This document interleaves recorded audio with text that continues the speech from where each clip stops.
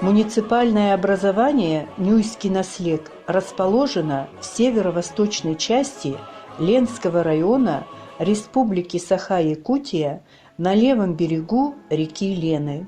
В него входят два села – Нюя и Турукта. Топоним Нюя в переводе с якутского языка означает «мокрое место». 17 век. Время образования первых русских поселений на Лене. Землепроходцы осваивали сибирские территории, которые станут новой частью российского государства.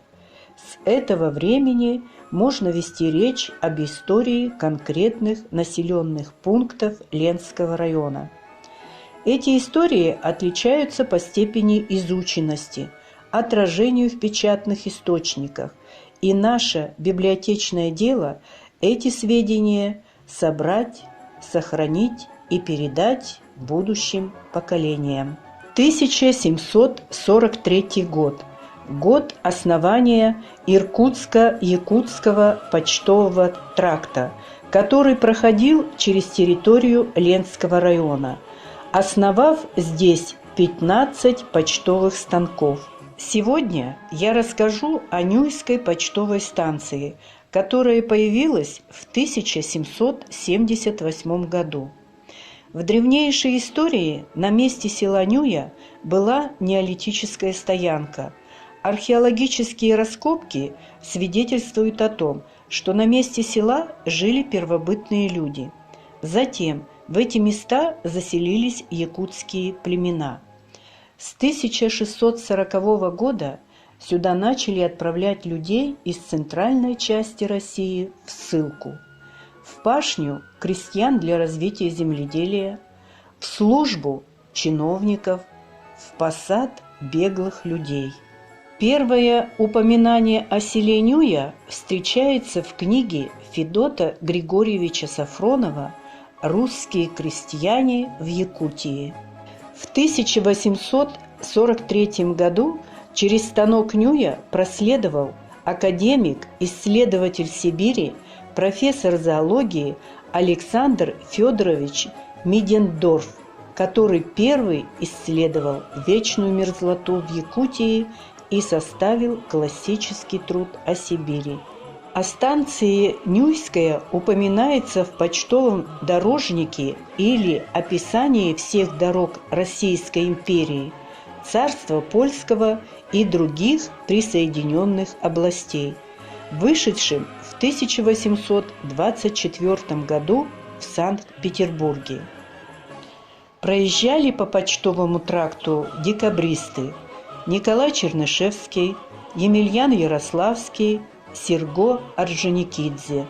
Тракт был проложен, но заселялся очень медленно, хотя движение по нему было круглый год.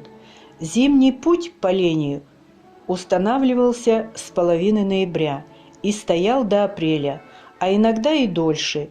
С мая открывался летний путь. Почту и людей доставляли в повозках с надежными деревянными отводами. Иван Иванович Майнов, революционер-демократ, историк революционного движения, этнолог, в своей книге «Русские крестьяне и оседлые инородцы Якутской области» описал сложившиеся ямщицкие правила. Новопоселенцы, оседавшие в притрактовых деревнях, не могли участвовать в почтовой гоньбе. Ответственными назначались жители, которые должны были следить за трактом, вести хозяйство, принимать почту. Сама гоньба считалась привилегией коренных жителей. В повинность приленских крестьян входило ежегодно в начале зимы прокладывать тракт по ледяному полотну Лены. Ямщики и те, кто приезжал в Нюю, останавливались на ночлег на сутки и более в постоялом доме, который располагался возле старой церкви, ныне по улице Короленко. Старейшая жительница села Добрынина Галина Васильевна рассказала, что во время войны с 1943 По 1946 год она занималась гоньбой почты.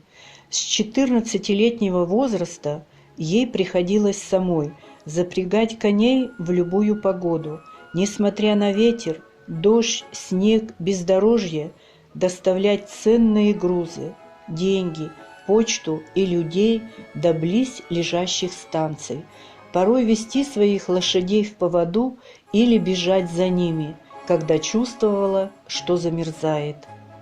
Приедешь в эту квартиру, где почту задержали, и начинаешь перегружать. Если легкая, то я сама справлялась, а если тяжелая, то ямщик он не уезжал, пока не перегрузит свои сани на мои. Потому что тогда шли такие баулы кожаные, что ли, они, брезентовые. Нет, кожаные, наверное. Ой, там, не знаю, полная забитая, надо этими цепями заделана вся, закрыта, так что не подберешься. Почта шла на 2 и даже 3 иногда лошадях. Вот. И едешь, допустим, если с Якутска идет, надо на Батамай ехать, а когда с Мухтуи идет на Якутск, надо в Нюю ехать. Вот. Везти. В Нюю-то дальше было, чем Батамай. Батамай маленько не поближе. История села хранит память о писателе Владимире Галактионовиче Короленко.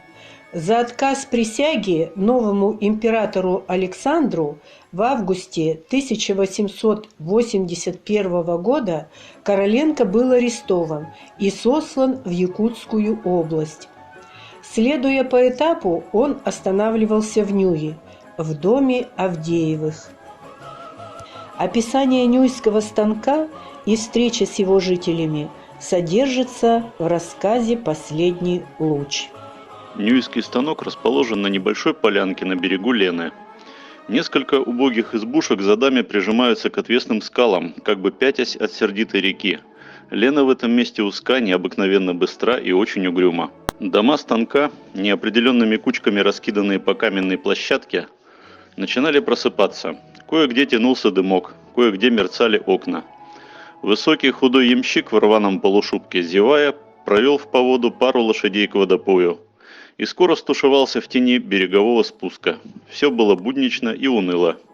Летом 2007 года в нашем селе на берегу реки установлен верстовой столб Иркутско-Якутского почтового тракта и памятный камень ямщикам. Сегодня сотрудники Нюйской библиотеки по крупицам собирают информацию об истории родного села. Сохранить свою историю, сберечь память о далеких событиях прошлого, привить подрастающему поколению уважение к историческим событиям и фактам – важное направление нашей работы по краеведению. На территории нового сквера села Нюя установлен столб, символизирующий Иркутско-Якутский тракт, так как наше село является одним из стояночных мест тракта.